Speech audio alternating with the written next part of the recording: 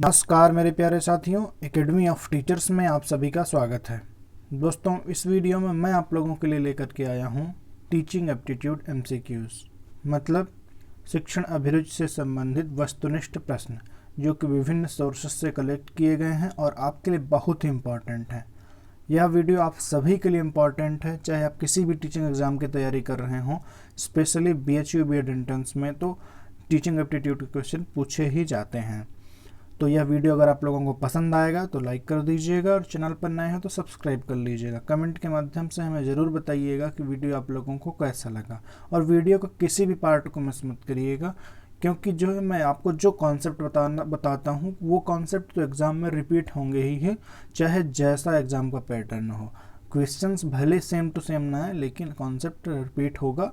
तो वीडियो को अंत तक देखिएगा, वीडियो ज़्यादा बड़ा होगा नहीं। तो शुरू करते हैं। पहला क्वेश्चन है, विशेष शिक्षा संबंधित है। विकल्प हैं मेधावी छात्र के लिए शिक्षा से, विभिन्न योग्य छात्रों के लिए शैक्षिक कार्यक्रम से, शिक्षकों के लिए प्रशिक्षण कार्यक्रम से, और बिछड़ी बुद्धि के छात्रों के लिए प्रशिक्षण कार्यक्रम से।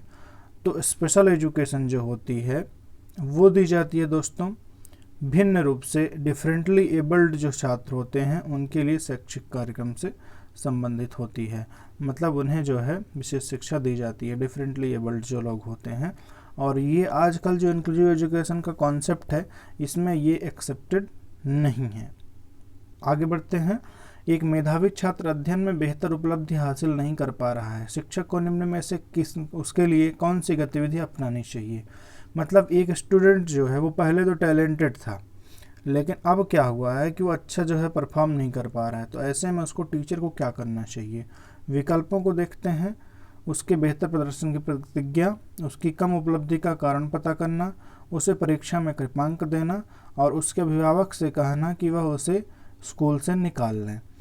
तो देखिए, यहाँ पर अगर एक बच्चा जो है पहले की तरह अच्छा परफॉर्म नहीं कर पा रहा है तो हमें पता करना पड़ेगा कि कमी किधर है, और कमी जहाँ पर होगी उसे ही डायग्नोस्टिक टेस्ट कहते हैं, ठीक है। और उसके बाद उसे रिमेडियल टीचिंग दी जाती है, मतलब उपचारात्मक शिक्षण। तो उसकी कम उपलब्धि का कारण पता करना होगा आपको, तब जो है आप उसके लिए कुछ अच्छा कर पाएंगे।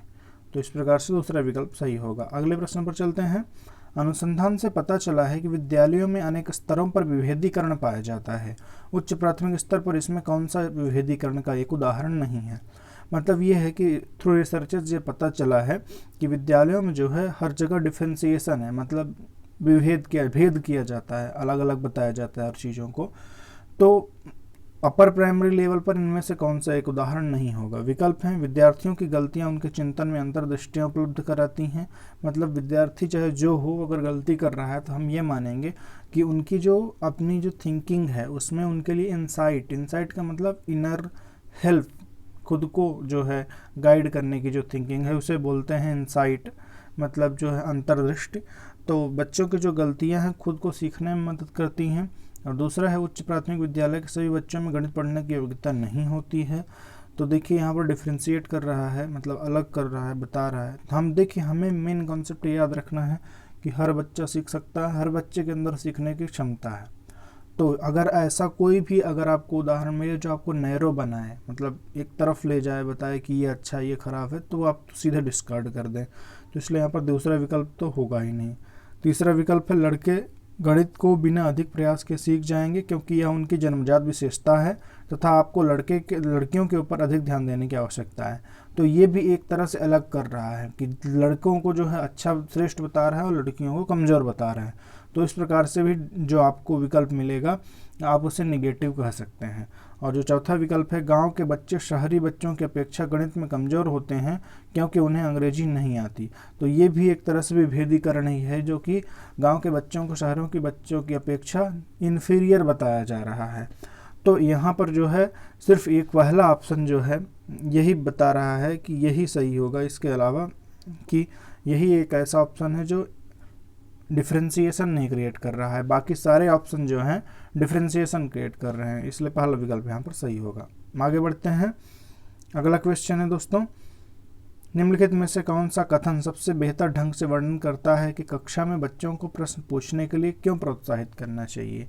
मतलब देखिए, जैसा जैसा कि प्रोग्रेसिव एजुकेशन है, इंक्लूसिव एजुकेशन है, चाइल्ड सेंटर्ड एजुकेशन है, इनमें ये बात रखी जाती है कि बच्चा जो है जब तक सवाल नहीं करेगा तब तक कैसे सीखेगा। खुद जो है अपने माइंड में जो है सीखने, मतलब ज्ञान का निर्माण वो खुद करे तो बच्चा जो है अच्छा माना जाएगा, अच्छा ज्ञान होगा ऐसा माना जाएगा।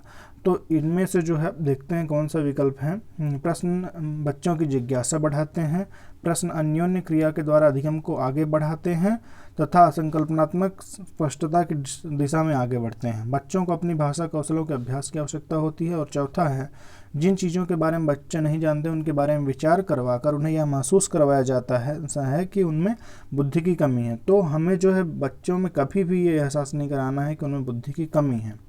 और बच्चों को अपने भाषा कौशलों के अभ्यास की आवश्यकता होती है, लेकिन उनके अभ्यास के लिए आप जो है उनको प्रश्न पूछने के लिए प्रेरित करें, ये ज़रूरी नहीं है। मतलब ये है कि मेनली लैंग्वेज स्किल तो एक्वायर होती हैं यूज करने से, तो ये अच्छी बात है कि वो सवाल करे, लेकिन सिर्फ सवाल करने के माध्यम से ही नहीं अपनी लैंग्वेज स्किल को डेवलप करे, बल्कि वो जो है वाद विवाद करे जहाँ पर ज़रूरत हो, और जो है अभिनय करे, रोल प्ले करे। इन सब चीज़ों से जो है अपने भाषा कौशल का अभ्यास कर सकता है वो। ठीक है, तो इस प्रकार से सी विकल्प भी नहीं होगा। और प्रश्न बच्चों की जिज्ञासा बढ़ाते हैं, ये सही बात है, लेकिन जो दूसरा विकल्प है कि प्रश्न अन्योन्य क्रिया के द्वारा, मतलब कि रेसिप्रोकल, एक दूसरे मतलब ये कि पीयर ग्रुप में जैसे बात करेंगे एक दूसरे से तो सीखेंगे, तो अन्योन्य क्रिया के द्वारा अधिगम को आगे बढ़ाते हैं तथा जो कॉन्सेप्चुअल क्लैरिटी होती है उसके दिशा में आगे बढ़ते हैं। मतलब ये एक दूसरे से हम लोग सवाल करते हैं, एक दूसरे से समझते हैं जब आपस में, तो हम जो है एक कॉन्सेप्ट हमारा क्लियर होता है, यही बात सबसे अच्छी होती है। तो बच्चों को प्रश्न पूछने को प्रोत्साहित करना चाहिए, यही जो है दूसरा विकल्प यहाँ पर सही होगा। आगे बढ़ते हैं। एक बच्चे को सहारा देने की मात्रा एवं प्रकार में परिवर्तन इस बात पर निर्भर करता है। देखिए, बच्चे को जो है ना स्कैफोल्डिंग की ज़रूरत होती है। स्कैफोल्डिंग बोले तो सहारे की ज़रूरत होती है, थोड़ा बहुत हेल्प चाहिए होता है हर चीज़ में।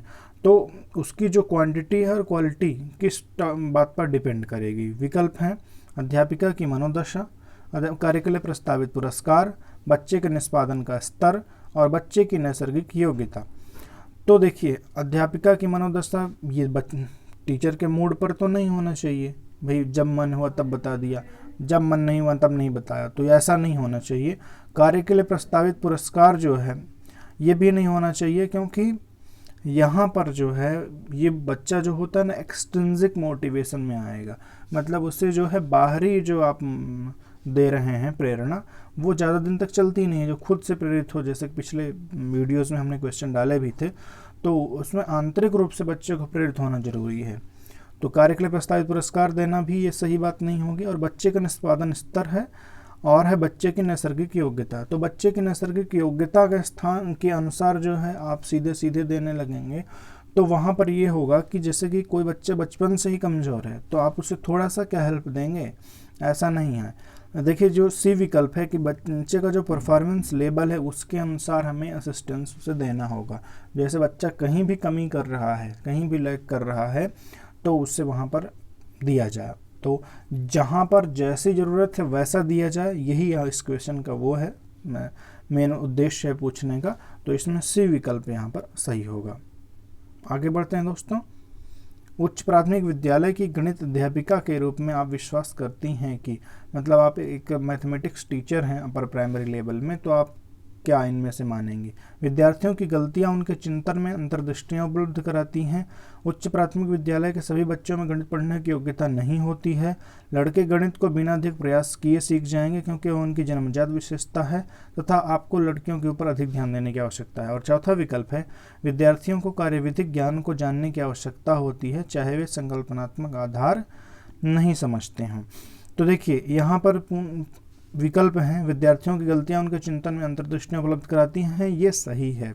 दूसरा जो विकल्प है कि प्राथमिक विद्यालय सभी बच्चों को गणित पढ़ने की योग्यता नहीं होती है, ये बात गलत है। सभी बच्चों को आप एक साथ जज कैसे कर सकते हैं। और ये है कि लड़के गणित को बिना अधिक प्रयास के सीख जाएंगे क्योंकि वो उनकी जन्मजात विशेषता है। तो ये भी एक तरह से डिफ्रेंशिएट कर रहा है कि लड़कों को अच्छा बना रहा है, लड़कियों को कमज़ोर दिखा रहा है। तो इसलिए ये प्रकार से भी आप इसे हटा सकते हैं। और विद्यार्थियों में कार्यविधिक जानने की आवश्यकता होती है, चाहे वे संकल्पनात्मक आधार को समझते हों या नहीं। ये बात भी पूरी तरह से सही नहीं है, क्योंकि जो है जब तक बच्चे कॉन्सेप्चुअल क्लैरिटी नहीं होगी उनके दिमाग में, तब तक वो जो है सिर्फ एक प्रैक्टिकल नॉलेज के बेस पर नहीं चल सकते हैं। तो यहाँ पर डी विकल्प भी नहीं सही होगा, यहाँ पर ए विकल्प सही होगा, जो कि ये कहता है कि बच्चे जो कोई भी गलतियाँ करेंगे तो उनकी जो थिंकिंग है, उनका जो सीखने का प्रोसेस चल रहा है, उसके लिए हेल्पफुल होगा। तो इस प्रकार से ए विकल्प सही होगा। उम्मीद है दोस्तों आप लोगों को ये जो है क्वेश्चन समझ में आ रहे होंगे। तो ऐसे ही वीडियोस को आगे देखते रहिए। और हाँ, आप लोगों के लिए एक इम्पॉर्टेंट इन्फॉर्मेशन है, जो लोग जो है प्रीवियस ईयर क्वेश्चन पेपर के लिए परेशान हैं थोड़ा, तो बता दें कि जो सोशल साइंस का पेपर है, उम्मीद है कि आज रात को अपलोड हो जाएगा 2015 का सॉल्यूशन। और जो लाइफ साइंस है उसका जो है वीडियो कल अपलोड होगा, जो कि 2018 का होगा। 15, 16 और 17 का क्वेश्चन पेपर सॉल्व कराया जा चुका है। और लैंग्वेज ग्रुप का 15 to 20 सभी क्वेश्चन पेपर सॉल्व किए जा चुके हैं, जो कि एक प्लेलिस्ट में अवेलेबल है, आप लोग देख सकते हैं अपनी ग्रुप के अकॉर्डिंग। इसके अलावा जो कोई भी जो है आप जानना चाहते हो, तो आपको BHU B.Ed डिटेल्स में एक प्लेलिस्ट है, उसमें आप देख सकते हैं BHU B.Ed के बारे में। तो इस प्रकार से आगे बढ़ते हैं दोस्तों, ये आपके लिए इन्फॉर्मेशन थी। CCE में औपचारिक और योगात्मक निर्धारण का कुल मूल्य होता है। देखिए CCO आप लोग जानते ही होंगे, कॉन्टीन्यूअस एंड कॉम्प्रिहेंसिव इवेल्युएशन। तो कॉन्टीन्यूअस एंड कॉम्प्रिहेंसिव इवेल्युएशन जो होता है, ये सतत रूप से चलता रहता है। मतलब कि जैसे कि बीच में टेस्ट करा दिया गया, उसके बाद हाफ ईयरली, फिर टेस्ट, फिर जो है ईयरली, तो 4 प्रकार से हो गया। तो ये, और उसके बीच बीच में मंथली टेस्ट होते रहे, तो ये कॉन्टीन्यूअस हो गया। और कॉम्प्रिहेंसिव का मतलब हुआ कि स्कॉलिस्टिक एंड को स्कॉलिस्टिक दोनों डोमेन को कवर किया जाए। तो मतलब ये कि न केवल सिर्फ पढ़ाई को देखा जाए, बल्कि उसकी एट्रीब्यूट्स और हैबिट या मोरल एथिकल जो भी उसके अंदर डेवलपमेंट हो रहे हैं, पर्सनैलिटी डेवलपमेंट हो रहे हैं, उन सभी चीज़ों को मेज़र किया जाए, वो CCE काम करता है। तो उसमें पूछ रहा है कि उसमें जो फॉर्मेटिव और समेटिव असेसमेंट होता है, उसका वैल्यू कितना होता है। देखिए फॉर्मेटिव असेसमेंट जो होता है वो पढ़ाई के दौरान ही चलता है। जैसे क्लास में जो है टीचर ने पढ़ाया 2 चैप्टर और क्लास टेस्ट ले लिया, वो एक तरह का फॉर्मेटिव असेसमेंट हुआ। इसका उद्देश्य ये होता है कि टीचर ये जानने कि बच्चे में कमी कहाँ आ रही है, या हमारे पढ़ाने में कहाँ कमी है, बच्चे कितना सीख रहे हैं। और जो समेटिव असेसमेंट होता है वो एंड में होता है। उसका मतलब ये उसका मतलब होता है अगले क्लास में प्रमोट करने के लिए जो ग्रेड दिए जाते हैं, वो समेटिव असेसमेंट वाला रहता है। तो अब देखते हैं विकल्प हैं क्रमशः 40 और 60%, क्रमशः 60 और 40%, क्रमशः 50 और 50%, और उपरोक्त में से कोई नहीं। तो देखिए जो फॉर्मेटिव असेसमेंट होता है वो 40% का रहता है, और 60% जो होता है वो समेटिव असेसमेंट होता है। इस प्रकार से जो है यहाँ पर पहला विकल्प सही होगा। आगे बढ़ते हैं दोस्तों। समावेशी शिक्षा के पीछे मूल आधार है ये कि इंक्लूसिव एजुकेशन का बेस क्या है। देखते हैं विकल्प हैं, समाज में विभिन्नता है और विद्यालयों को इस विभिन्नता के प्रति संवेदनशील होने के लिए समावेशी होने की आवश्यकता है। मतलब ये है कि समाज में इतनी ज़्यादा डाइवर्सिटी है, और इस डाइवर्सिटी के प्रति जो है जो स्कूल है उसे सेंसिटिव होना पड़ेगा, और सेंसिटिव होकर के उसे सबको शामिल करना होगा, यही इस ऑप्शन का मतलब है। दूसरा विकल्प है, हमें विशेष आवश्यकता वाले बच्चों के ऊपर दया करने की आवश्यकता है और सुविधाओं तक उनकी पहुंच होनी चाहिए। और जो है आगे देखते हैं, अगला विकल्प है, विशेष आवश्यकता वाले बच्चों के लिए अलग विद्यार्थियों की व्यवस्था करना, अलग व्यवस्था करना लागत प्रभावी नहीं है, और प्रत्येक बच्चे के निष्पादन के लिए मानक एक समान तथा मानकीकृत होने चाहिए। तो देखिए समावेशी शिक्षा का मूल आप बस ये समझिए कि बिना किसी जाति, धर्म या शारीरिक विशेषता के, बिना किसी भेदभाव के सभी बच्चे को एक समान मानते हुए आपको पढ़ाना है, और उस सभी बच्चों को पढ़ाने के लिए अलग अलग जो गतिविधियां अगर आपको करनी पड़े तो वो करना है, यही समावेशी शिक्षा है। तो इस प्रकार से अगर देखेंगे तो जो है हर बच्चा जो है एक समान मानक के अनुसार नहीं मापा जा सकता है, क्योंकि हर बच्चा अलग अलग होता है। तो इस प्रकार से डी विकल्प को हटा दीजिए। जो सी विकल्प है ये कह रहा है कि भाई थोड़ा सा होशियारी कर लो, अगर स्पेशल एजुकेशन के स्कूल हम खोलेंगे तो जो है अलग से हमें जो है पूरा पैसे खर्च करना पड़ेगा, तो ऐसा करो इंक्लूसिव एजुकेशन में डाल दो, अलग से बिल्डिंग बनाने का, अलग से टीचर, फर्नीचर ये सब करने का कोई खर्च नहीं पड़ेगा। तो ये जो है ये सोच नहीं है। सोच ये है कि जो बच्चा जो है अगर स्पेशल एजुकेशन वाले स्कूल में पढ़ेगा तो वो अलग रह जाएगा, तो उसे इंक्लूसिव एजुकेशन में डालिए ताकि वो अलग थलग महसूस ना करे। ये सोच है, ये सोच नहीं है कि भाई पैसा बचाना है। तो इस प्रकार से जो है सी विकल्प भी हटा दीजिए। और जो है दया करने की आवश्यकता तो है नहीं हमें जो है, क्योंकि आप एक टीचर हैं, आप जो है बच्चे को खड़े होना सिखाएंगे। आप उस पर दया करके और उसको इन सब चीज़ों में कि भीख मांगो, ये करो वो करो, इन सब चीज़ों में बिल्कुल भी इंक्लूड नहीं करना है। तो इस प्रकार से जो है पहला विकल्प सही होगा कि समाज में डाइवर्सिटी है और विद्यालयों को इसके लिए सेंसिटिव होना चाहिए। इस प्रकार से यहाँ पर पहला विकल्प सही होगा। तो अगला क्वेश्चन है, निम्न कथनों में से आप किससे सहमत हैं? तो विकल्प हैं, एक बच्चा अनुत्तीर्ण होता है क्योंकि सरकार विद्यालयों में पर्याप्त प्रौद्योगिकी संसाधन प्रदान नहीं कर रही है। एक बच्चे की असफलता के लिए वंशानुक्रम घटकों को प्रत्यक्ष रूप से जिम्मेदार ठहराया जा सकता है जिससे उसने अपने माता पिता से अर्जित किया है। तीसरा है, एक बच्चे की असफलता व्यवस्था तथा बच्चे के प्रति प्रतिक्रिया करने में इनकी असमर्थता का एक प्रतिबिंब है। और डी है, इनमें से कोई नहीं। ये ऑप्शन जो है थोड़ा टफ है, इनको फिर एक्सप्लेन करते हैं। एक बच्चा फेल तब होता है जब जो है, क्योंकि जो गवर्नमेंट है वो प्रॉपर टेक्नोलॉजिकल रिसोर्सेज जो है नहीं प्रोवाइड करवा पा रही है। तो ये विकल्प फेल्योर होने में इम्पॉर्टेंट नहीं है। एक बच्चे की असफलता के लिए वंशानुक्रम घटकों को प्रत्यक्ष रूप से जिम्मेदार, वंशानुक्रम घटकों का मतलब ये है कि वो जो बायोलॉजिकल फैक्टर्स हैं, जो जेनेटिक कोड जो अपने माता पिता से लेकर के आया, इस कारण से उसमें कोई ना कोई कमी आ गई होगी, ये मान लिया जाए तो इसके कारण से बच्चा फेल होता है। अगर ऐसा माने तो देखिए बायोलॉजिकल फैक्टर जो होता है वो हर जगह इंपॉर्टेंट नहीं होता। एनवायरनमेंट भी जो होता है, मतलब जिस प्रकार से बच्चे का नर्चर किया जा रहा है एनवायरनमेंट, जिस एनवायरनमेंट में, वो भी इम्पॉर्टेंट होता है। तो सिर्फ और सिर्फ जो है वंशानुक्रम घटक मतलब बायोलॉजिकल फैक्टर को आप जो है ठहरा नहीं सकते जिम्मेदार, इसलिए बी विकल्प को हटा दीजिए। और जो सी है, एक बच्चे की असफलता व्यवस्था तथा बच्चे के प्रति प्रतिक्रिया करने में इसके असमर्थता का प्रतिबिंब है। तो यही बात है कि अगर बच्चा फेल हुआ है तो जो स्कूल सिस्टम है, स्कूल का जो मैनेजमेंट है वो फेल हुआ है। और जो है आप यहाँ पर जो लिखा है कि बच्चे के प्रति प्रतिक्रिया करने में इसकी असमर्थता, मतलब बच्चे को आप रिस्पॉन्ड नहीं कर पा रहे हैं प्रॉपरली, इस चीज़ में आप फेल हैं। तो बच्चे को अगर आप रिस्पॉन्ड किए होते, जिस प्रकार से उसकी क्यूरियोसिटी थी, जिस प्रकार से उसको सिखाना चाहिए था, वो आप नहीं कर पाए, इसलिए यहाँ पर जो है बच्चा फेल हुआ। इस प्रकार से सी विकल्प यहाँ पर सही होगा। आगे बढ़ते हैं, किस प्रकार से एक अध्यापिका बच्चों को बेहतर समस्या समाधानकर्ता बनने में सहायता कर सकती है? मतलब बच्चे को प्रॉब्लम सॉल्वर बनाना है तो किस प्रकार से एक अध्यापिका हेल्प कर सकती है? विकल्प हैं, बच्चों को विविध प्रकार की समस्याओं का समाधान करने के मौके देना तथा उनका हल करते समय सहयोग देना। दूसरा विकल्प है, बच्चों को पाठ्यपुस्तक में समस्याओं को उत्तर देखने के लिए प्रोत्साहित करना। विद्यार्थियों के सामने प्रस्तुत सभी समस्याओं का सही समाधान उपलब्ध कराना। और चौथा है, समस्याओं का समाधान करने के लिए वस्तु रूप में पुरस्कार देना। तो देखिए, मैं बार बार कह रहा हूँ कि आपको एक्सट्रिंसिक मोटिवेशन नहीं देना, दंड या पुरस्कार से बच्चे को मोटिवेट नहीं करना है। तो वो क्योंकि वो ज़्यादा दिन चल नहीं पाएगा, बच्चा उससे बोर हो जाएगा। तो इस प्रकार से डी विकल्प इसमें से हट जाएगा।